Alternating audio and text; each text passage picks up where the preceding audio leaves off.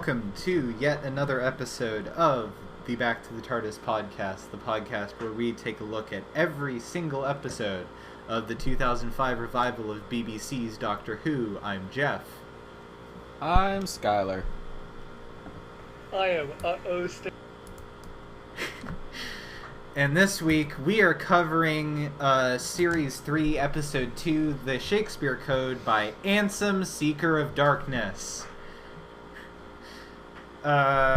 This episode is Martha's first trip back into the past, which is something we're gonna bitch about a lot, and features this season in the roundup of let's bring out British historical figures and have the Doctor fawn over them. They brought out William Shakespeare. Also, spoiler alert, Avery and I fucking hate this episode. I literally like the second half of this episode is going to be me going off memory in the transcript because like 20 minutes in I physically stopped watching and went to go play FF14 with my friend because I'm like, fuck this. There's so many better things I could do with my life right now. It's genuinely so bad. I remembered this episode honestly being alright. Me too. As I went on, I think the first thing that really got me was just the transphobic joke that's 10 minutes in. Yeah. It just kept getting worse and worse. Everything about, especially I mean, it's a lot oofier in hindsight now that we specifically know that Ansem, Seeker of Darkness is a TERF. Oh yeah, that joke really just... And I thought it was pretty okay. And then as it went on, I just at first it was just that super transphobic joke, and then it was all uncomfortable dismissiveness towards racism, and then it was just that the was characters. I feel so sorry for anyone who fucking listens to this episode and doesn't know who Ansem, Seeker of Darkness is. Okay, kids got Google at home. Whatever. I have no idea who that is either, so... There is... I think Skylar knows, and then one other person listening in probably knows. And then nobody else does. Anyways. I have no idea. So yeah, in London 1599, people be horny, like they do nowadays. Nothing has changed. Society's still a fuck. Yeah, it's a Doctor Who stinger. Whatever. Moving on. Simping culture is alive and well. That took a second. That one took a second to hit. Yeah. Okay. Then after that, there's one of the few good scenes in this episode because it's just the Doctor and Martha. At least when they're in the TARDIS. The second they step out of the TARDIS, it's okay, yeah, we're back to the shit again. Mainly because I'm going to complain about this, especially now that we live in a post Bill Potts, post Thin Ice fandom. So every single part of this episode that is yes, this is historical and this is the companion's first trip back in time, and specifically that this is a companion of color's first trip back in time, is handled so much fucking better in Thin Ice. The fact that Martha just straight up goes hey, is this safe? And the Doctor's you'll be fine. Is It honestly had some oppression is a mentality type of thing. Just walk around like you own the place. Works for me, a white Time Lord.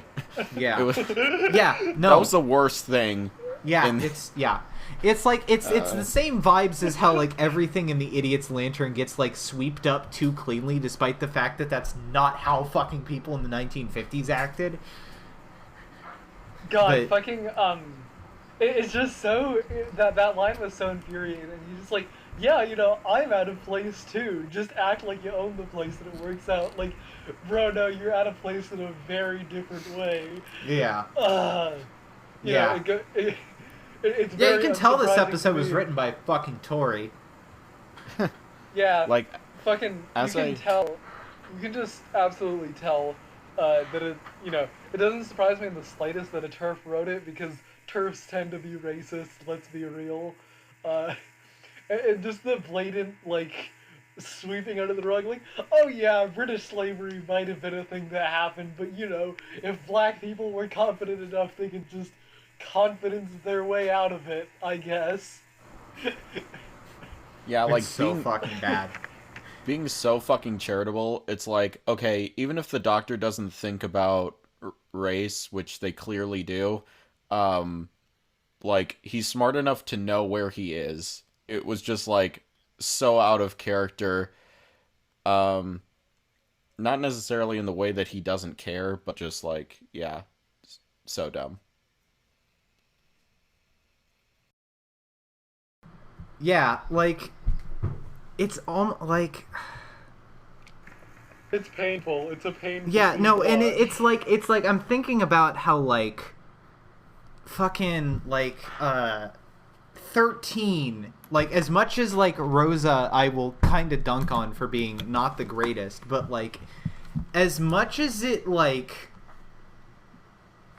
badly handles some things, the fact that 13 is very acutely aware of where she is and who she's with is, like, this isn't, like, a thing that, like, the Doctor just, like, oh, I didn't think about racism before. We know they have. Like, God. Yeah, it's one of the very few out of... It's one of the very few out of character, like, blatantly out of character moments we've seen in the show thus far. It's probably number one, to be honest. Yeah, it's yeah. Leave it to a TERF to write something like that. God. Yeah.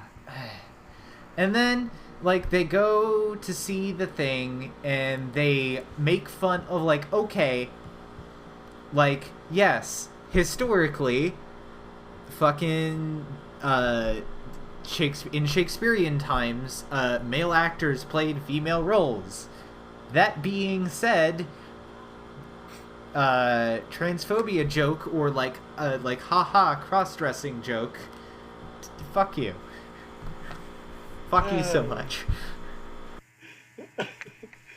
That joke, like, it literally took me a second to process that joke, that it was just like the Doctor had just made a blatantly transphobic joke, and I was like, what? It was just so weird, and, like, I don't know, it was really immersion breaking, not gonna lie. It also happens so quick that, like, honestly, maybe this is just how I watch things casually, but it wasn't until this time that I actually, like, caught it, and I was just like, wait a fucking second. Yeah, no, like, it's just a quick thing. But yeah. It's such a casual throwaway line. I had never noticed that before. I mean, obviously it's been several years since I watched it, so, but still, like, God, I literally didn't even, like, process that like that was the joke at first. It took me until Geoff reminded me that the episode was written by a TERF to be like, oh shit, like, no, that was just, like, straight up, Yeah, it was not good. And then then they go, like, it's like, haha, Shakespeare says the fuck word, which, like, so, like, what is even, like, that's not even a funny, or not even says the fuck word, it's like, he's, like, shouts and is kind of like, that's not even funny. Like, how stupid do you have to be to think that, like, oh, because this person is a genius, that they act like a fucking, like, posh twit? What? Especially because, like, you know that, like, Shakespeare wasn't, like, particularly posh. Yeah, no, the whole it was point a small, of his fun, dumb joke. The whole point of his plays were to be, like, as crude as fucking possible. Like, yeah. They were all about, like, he was gay and horny as fuck. Violence. They were all about sex and violence, and, like, bro, the whole point was to appeal to the masses. Yeah. And then, like, fucking... Also, like, I don't... Okay, admittedly, like, I'm not the most, like, caught up on Shakespearean Shakespearean scholarship. Is Love Labor's one like an actual thing that people were like, yeah, he totally did this, or was this something that came up for the episode? Because if it's something that Ansem came up with for the episode, God, that's fucking low effort. Come on with something not something better. he came up with. Okay, good. It's an actual thing that's either thought to be a lost play or an alternate title of a play that he later named or changed to something else. So, yeah. Okay. All right. Well. Anyways, then we get to the scene where I actually straight up stopped the episode, because then like the one time Martha's ethnicity is mentioned in the episode is entirely so Shakespeare can be really horny towards her, and that was the point where I was like, you know what? I'm just gonna go play FF14. Yeah, that scene was just really uncomfortable. And it's like it's totally played as like a haha goof, or like haha look at the funny man being really horny or whatever, and like even 10 is like, oh whoa, it's like ugh. And the Doctor even makes a political correctness joke. Like, bro, what the fuck? Yeah, I despise that scene. I think if anyone wants to take over like leading the discussion for the rest of the episode, I will gladly let them do that, because I straight up I couldn't finish it. Like Love and Monsters, I had to pause every 5 minutes, but I could finish it. In this case, I couldn't fucking finish it. Is this one gonna beat Love and Monsters for you? Yeah, Love and Monsters at least has good ideas in it. They're just they're just implemented badly. Yeah, no, this one is terrible. So yeah, that scene's fucking terrible. It should have been played. I'm not against Shakespeare, because let's be real, Shakespeare was probably most definitely actually fucking racist. But the way it's played for laughs is not fucking like no. No, he absolutely was, but it's just like, you don't have to fucking do it like that and then also just like dismiss it, and then Martha just kind of like puts up with it. Yeah. It's kind of played like, oh, this is the charming racism. Like, oh, he's calling her the wrong thing, but he's a good person at heart, and it's the times, and it's just like, okay, even if I was willing to grant that excuse, that still doesn't mean you should play it like that at all. Yeah. So it was just a weird fucking thing, especially because we have better scenes of Shakespeare being horny later, when he also starts to go towards the Doctor, and then there's the fun fucking like 57 academics just punch the air thing. Like, that was better. Yeah. Yeah. But yeah. I mean, it makes sense, because despite Ansem, Seeker of Darkness, being both a Tory and a TERF, he is openly gay. So it makes sense that that's at least something he can write. Yeah. So, yeah, this is the same scene. I think some other stuff happens, but also the, like, master of the theater, or, like, script master or something, comes to Shakespeare, after the Doctor and Martha are talking with him for a while, and says, like, hey, you know, fuck you, you work to my schedule, this play isn't going to be, shown at all. And that's kind of when the Carrionites enter into things, and when the Doctor and Martha become aware of them. And I don't know, we can have a discussion about like how this episode portrays witchcraft, and there's also kind of like a voodoo implication maybe with the please correct me if I'm using the wrong term, with the dolls that they drown and stab people with. I'm personally of the opinion that, like, fiction draws from real life all the time, and as long as you're not overtly being mean, you know, it's fine to include stuff in your fiction as long as you're honest about where that comes from. Knowing the author, he's probably just like, oh, this is what witches do. Voodoo. Ooh, spooky time. But, Yeah, didn't like... I could have sworn, like, I guess on a side note, this might be something that, like, people more versed in expanded universe could know, but, like, wasn't there fucking some, like, expanded universe book back before the show got revived that Ansem, Seeker of Darkness wrote that was, like, regarded as, like, super fucking cringe?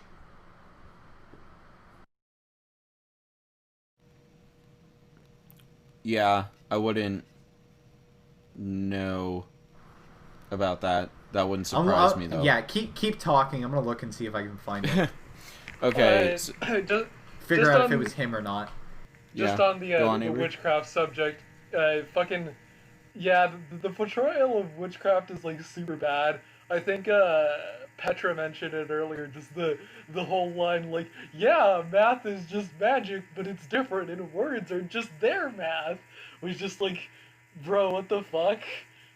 Like, oh god, it actually, okay, that and the allusions to Harry Potter remind me of this whole, like, I forget what it was. I think it was an article or something about capitalism and witchcraft and the way witchcraft is anti-capitalist because it doesn't fall into like Enlightenment narratives of logic and science and reason, and how Harry Potter's witchcraft is literally just the capitalist witchcraft where it's like codified and made into discrete rules and laws and all these different things. Yeah. I don't know. Yeah, no, Yeah. and also worth mentioning, this fucking episode, like, jerks off another fucking TERF author. Yeah, I mean that's why I was mentioning it, just because I don't know. I feel like this episode, like Harry Potter as a whole, is just the encompassment of like some general TERF straw man of history, where like black people just got along fine in 16th century Britain, and the fucking evil transgenders are ruining the modern day London, and witchcraft is just like evil people going around and like putting spells on people, and god, it's just horrible. Everything about this episode sucks. Okay, there's like a couple of good parts, like with Shakespeare and just like the dialogue and stuff, but everything about the concept and like the jokes and the dialogue just is awful. Yeah. It's not great. Yeah. So yeah, Lilith is the main Carrionite. We only hear her name in like the stinger when the boy is trying to hit that up. But that's her name. So she drowns the guy and stabs his heart, and he dies. Dr. Martha go out to help him, and then that's when we get the whole like the doctor lies to the crowd about what killed him, and then there's like a Dark Ages reference, and then it's like, this is actually witchcraft. I think they're trying to go towards the whole like science that is advanced enough is indistinguishable from magic. It's presented in a really clumsy way. I'm pretty sure there are other Doctor Who stories that do that better, though. Oh, definitely. It's definitely an excuse to be like, oh, we have the aesthetic of like witches, but like this is science hour. So yeah, it's a weird thing with that. I wish the little bit of lore we actually get on the Carrionites is some of the parts that I actually like, and researching and finding out that the Carrionites show up in a Sixth Doctor audio adventure. I hope there's more good stuff there, although I looked at the trivia, and unfortunately there's a J.K. Rowling reference in that story too. But I digress with that. Fair enough. I also want to point out that the Eternals get name dropped later as the people who, or as the entities that sort of banish the Carrionites, and that's sort of just an interesting thing that obviously I didn't pay attention to stuff like that before, but now that we've had the Eternals come back, it's like, hey, that's a thing. That's a Doctor Who Oh yeah, thing. I guess they were in that one episode. Series 12, man. Yeah, Series 12, that thing that happened. Remember that? It's funny. It's funny how like Series 12 was like why we started this podcast, and then it ended so disappointingly that I'm like, oh yeah, Series 12 was a thing that happened, I guess.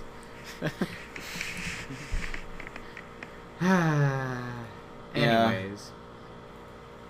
Yeah, and then yeah, that's basically where, the episode jerks off Shakespeare some more. He can tell basically everything or a lot about the Doctor and Martha, which, like, sure, fine. And then the Doctor and Martha stay at the inn where Shakespeare is. And then I actually like this scene mostly. It's kind of showing the difference in how the Doctor is without Rose. There's a little bit more distance. He's very kind of removed almost in like a 12th Doctor sense from like the obvious emotions that his companion is feeling. Yeah. So that was some good stuff. Ten's kind of a dick, but like, yeah, I kind of liked that.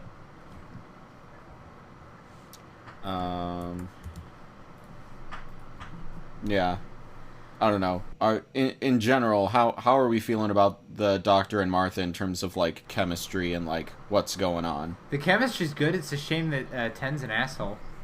Yeah, literally this episode is just like Ten being a dismissive dickhead to Martha. And, considering the earlier line about him, and considering the earlier line being dismissive of racism, that kind of paints a bad picture that he was so nice and respectful to Rose, and then suddenly he gets Martha and is rude and disrespectful and dismissive. Yeah. Just saying. It's not great. Not really, a great, really not great. Not a great look. Not a great look. Yeah, definitely not. I so wish we had Martha for another season where Ten wasn't an asshole, but alas, it lives in make-believe land. Oh yeah, it's this scene where the Harry Potter bullshit first comes up. So that was fun, except not. And then he mentions Rose and casually, it's just like, oh yeah, you're a novice. You wouldn't know what to do like she would. And I'm like, bitch, what would he have said? What would she have said? Like, really?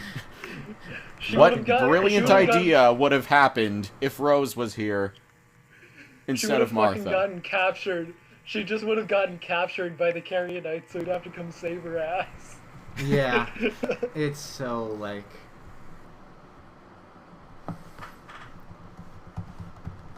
Let's sigh.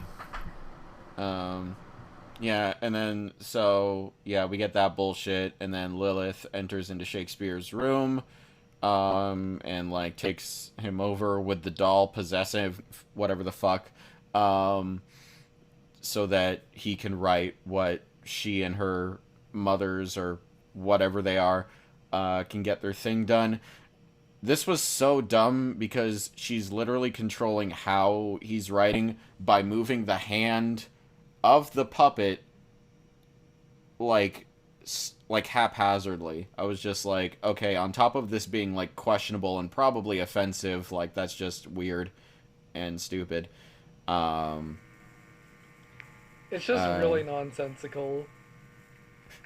She steals the broom and flies away. Yeah, it's this is probably the moment. I don't know. As I said, I like this episode okay, and I think it gets better once they're at the architect, like once they're talking about him, and like it goes up for me from then on. But yeah, it was at this point that I was seriously considering like, alongside Geoff being just like, screw it, I've watched this before, I know how it ends. Yeah. But it got better from there for me. But oh boy, is there a hell of a lot of cringe and unbased bullcrap in the first part of this episode. Like, Jesus Howard Christ.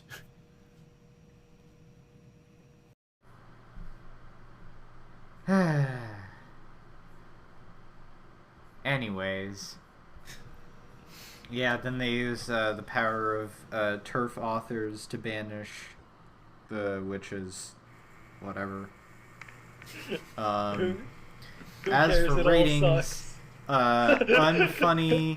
unfunny, dumb plot, cringe jokes, very unbased. And you know what? You know what? I know I've been dancing around the issue this whole time, but you know what? Fuck you, Gareth Roberts. I refuse you the titles of Doctor Who writer because you don't deserve those titles. You are a disgrace. Suck my dick and choke on it. I yield my time. Fuck you, 1 out of 10. Avery, you should go next. Alright. Ironically, we had the same rating in mind. This episode is a hot, steaming pile of shit. I can hardly find anything good in it. I was just, like, there were episodes where I was largely distracted while watching it, you know, like Tooth and Claw and stuff.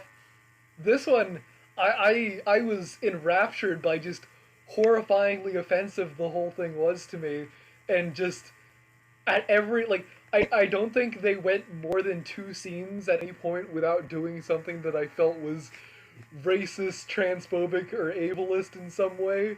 Like, just this entire episode is a bigoted mess. It's a historical revisionist, wet dream of a racist Tory turf who wants Britain to be a glory kingdom and basically made an entire episode just jacking off Shakespeare as some perfect based god and excuses like literal actual racism to get to that, and constructs a haphazard straw man plot of like actually existing cultures, but makes it alien so it's okay to make them cartoony and evil. And just, it's all awful and bad, and none of it is good and makes sense, and literally wraps it up with fucking Turf Queen Harry Potter bitch, so 1 out of 10. Nice. Yeah, this episode's hella fucking offensive and cringe. At least for me, only in the first, like, 15-20 minutes. And then it's also pretty cringe at the end. I don't know. Set piecing was fine. I guess the charisma of most of the actors saved it for me, even though, like, a lot of the time they were saying, like, really dumb shit. Yeah. I yeah. can understand that, I guess. Yeah. I don't know. I don't know. The dumb puns and the way the Carrionites worked, it wasn't written the best, but I guess I can, like, admire what it was trying to go for. Not... author is obviously a piece of crap. Geoff already explained that beautifully, so credit to him. But yeah, all this has made me want to do is listen to the 6th Doctor audio adventure with the Carrionites, because I want to see them in a story that isn't this convoluted and weird and bad, but also has some good parts. This fucking episode is a mess. 5 out of 10. Oh yeah, apparently first thing that you see on the fucking page too, this episode was one of the most expensive stories ever produced, with large expenditures on costumes and sets. For this pile of shit. Jesus Christ. Oh wait, I forgot something. This sets up something in the 50th anniversary. Yeah, with the Queen Elizabeth thing. It's obviously a very minor point, but, like, I don't know. That's like the one big I really hope contribution it has. I really hope RTD came up with that. Yeah, very possible. It's just like thinking of like the long-term impact. Aside from further writers probably realizing they needed to actually address racism, all I can think of is Queen Elizabeth. So like for that one thing that carries forward into like future stuff, okay. Yeah. Anyways, so next week, we will be covering Series 3, Episode 3, Gridlock, an episode that I think we're all going to be a lot more positive on. But I think it's time to move over to our other segment.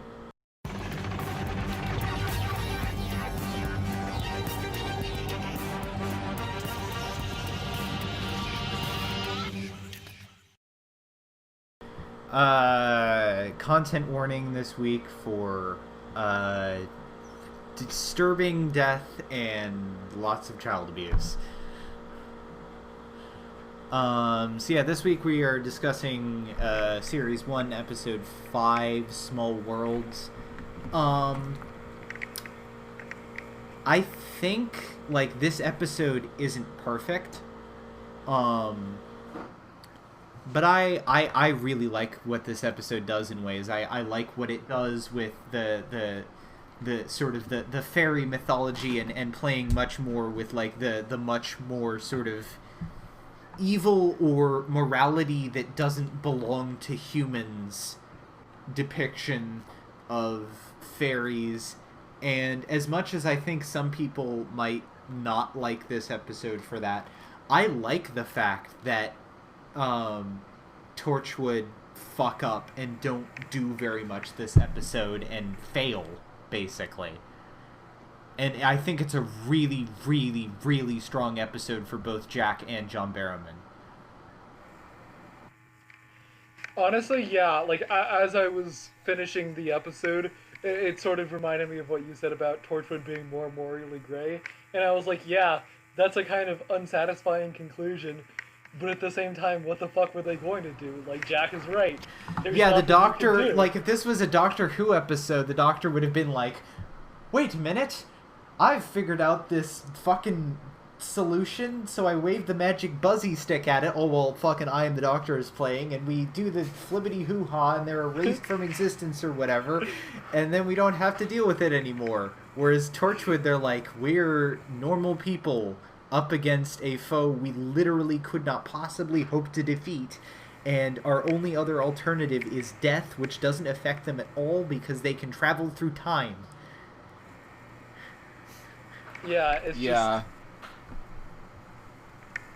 just... Yeah, I really like that aspect of the episode, for sure. Yeah. Yeah. I think the whole, like, I don't know, it's kind of a meme where it's just like, oh, our story is, like, dark and serious and, like, edgelord and the heroes don't win. But, like, honestly, when it's done to, like, good effect and not just because, fuck you, I'm the author, like, it's good stuff, and it makes sense, good character stuff. I gotta be honest, I didn't care that much that the attempted, like, child kidnapper and the child abuser died. I was just that's a terrible... I don't know. I think you're mainly... I don't think you're supposed to feel bad for the first one. You're just supposed to feel like, oh god, like... Especially because, like, he's, like, the one who gets, like, the most graphic, like, him, like, sweating and, like, choking and all that. Like, how, like, visceral that is compared to, like, anyone else's death in the episode. I mean, I think it serves a narrative purpose and I think in the case of the dad, that's mainly at least I got it more sort of off of the mom's reaction. Yeah. You know, it serves a purpose because, like, if you did that to just, like, plain ass innocent people, which they kind of do still, it's just like you have to have it be, you don't have to have it be someone truly reprehensible, but it was just kind of one of those things where I was just like, okay, that's a terrible way to go, and I probably wouldn't wish that on anybody in real life, but Yeah. like, if it had to be someone, like, Yeah. you know, get fucked, but, you know, this is fiction, so. Yeah, that dad was probably a Tory. Oh, for sure, for sure. In a video game TOS, yeah.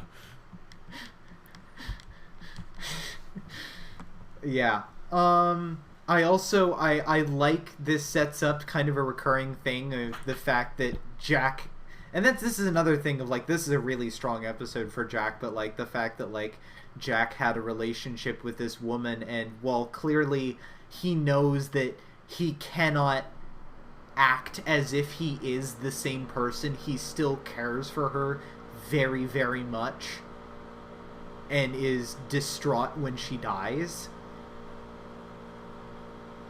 Even if she dies in a kind of like weird, like I will admit it's kind of hard to depict what they were going for. Like, I think what they were, it's the same thing with the roses, where like it doesn't make any sense as to that's how she died, but it doesn't look the best because there wasn't really any good way to represent it visually. Yeah, they did their best with what they could. It's just so out of reality that there's only so much you can do. Yeah. But, yeah, we're not dealing with reality. Yeah, the ultimate reveal of the fairies was a little... oof. Oh, yeah, the CG is bad. Like, I honestly, yeah. I will admit one of the downfalls with this episode is I think when they do break character and go out and go, like swinging and like, I'm a big spooky monster, I think that does lessen a lot of the impact that they had previously. Like, I think if they had just kept the entire episode where, like, you never really see what they are, or they're portrayed in a way that, like, humans cannot comprehend their, like what they look like, that would be pretty cool. But that's not what they go with, and that is definitely disappointing. Okay, you guys might not know this, but what they look like to me was the woman from that one Junji Ito story. I do not know. I don't know what you're talking about, but I think I understand. It's like, I don't know. Let me see if I can find a picture of her, because it's honestly just like so spot on. Scary Lady Junji Ito. Okay, yeah, she came up, one sec. I'll put it in like the voice chat. And I imagine the Junji Ito design looks way better. Oh yeah, no, of course. Because it's not CG. Yeah, it's not moving. Put it in the voice channel. Holy shit, you're right. It does. Holy shit. Well, I'm not sleeping tonight. That doesn't get me, but yeah. Looks like that fucking you know that one Karen that's like been trending on Twitter? Oh no. That's what that looks like. No, that's what people said. Somebody made that somebody else made that comparison and made a meme of it. So somebody photoshopped is this your property into one of her text bubbles.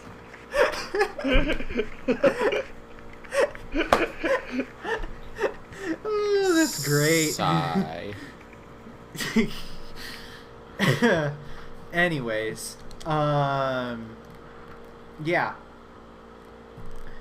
It's also like it is a two-hander, definitely. Like Gwen and Jack like are kind of like the only major like Owen and Tosh show up and Ianto's there for like 30 seconds, but yeah, they're the only ones that matter.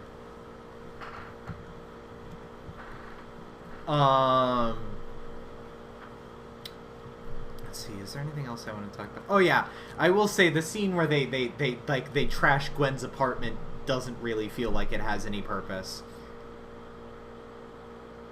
Like even like I guess I can kind of understand like maybe why they killed like Estelle, like, to spite Jack, partly because they knew he was on the case and partly because Jack had already had an encounter with them, which is also genuinely horrifying. Yeah. But, like, the going after Gwen doesn't make any sense. It's played off as, like... Yeah, it's played off as, like, you know, get away or else, but, like, they can't even stop them at all, so it's like, okay. But yeah. Also the ending, which I guess we haven't gone into as much detail, but the ending where like Jack is, you can see how much John Barrowman is visibly struggling with this, and how he, like, eventually makes the choice, and every, like, admittedly, the one disappointment is I don't think this has ramifications later on. Like, they don't really mention it as much later on. Whereas there are other things in the season that it is sort of like serialized, where like things from other episodes will carry in and affect characters' actions. But I don't remember this being brought up as much, especially because I didn't remember the end. Like, I couldn't remember, like, do they actually solve this? And then I was like, oh no, they do not. They most certainly do not.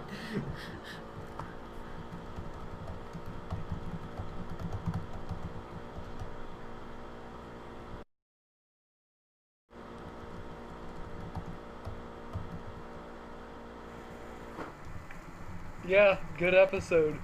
Yeah. Overall, I'd say. Yeah, it's not perfect, but I definitely give it like a 7.5 to an 8. And I definitely think, like, this is definitely, like, Torchwood definitely starts to show promise and comes up from here. Though I will say, I remember the next ep, and that is extremely dark. Like, whew. Yeah, watching this episode, I was honestly very engaged. I found it to be very entertaining. I found it to be very interesting. I agree. Somewhere like, yeah, I'd say an 8. It's an 8. Mm-hmm. Yeah. This is, I mean, I think the strength of Torchwood is that you can do sci-fi type stuff and concepts and storylines that just, the tone of Doctor Who and the audience and demographic they try to keep that to, just, it probably wouldn't work as well. And as you said, Geoff, I would be astonished if the Doctor couldn't figure out how to solve this in some way. And also just, like, the manner of death, like, going from Shakespeare code to where it's just like, oh, he died, but it, like, looks like he didn't. As opposed to, like, coughing up rose petals. It's just like... Yeah, no, it's like the same... It's funny because it's the same thing, and it's like random mysterious deaths, but the rose petals looks cooler and is way more horrifying than just lol, they die. Admittedly, I don't know if they'd be able to get away with the rose petals in Doctor Who, but lol, they die is just lazy. Yeah, exactly. So it's...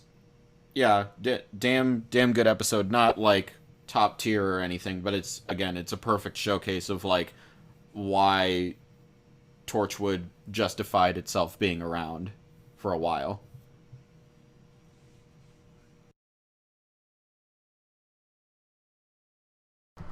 Yeah. So yeah, next week we will be covering Series 1, Episode 6, Countryside. Until then, you can follow the Twitter you can follow the podcast on Twitter at B2TARDISPod. We also have a Discord server, which you can find a invite link to on that Twitter. We will also, hopefully by the time that this episode launches, we will have the Patreon up that we mentioned last week. I kind of forgot to get it set up. It's my bad. Oops. Anyway, until then, I'm on Twitter. You can follow me at WheatleyDL, where I post about, like, music and games and shit. My name is Skylar. You can follow me on Twitter at skyhigh9_5 for all your mediocre shit posting needs.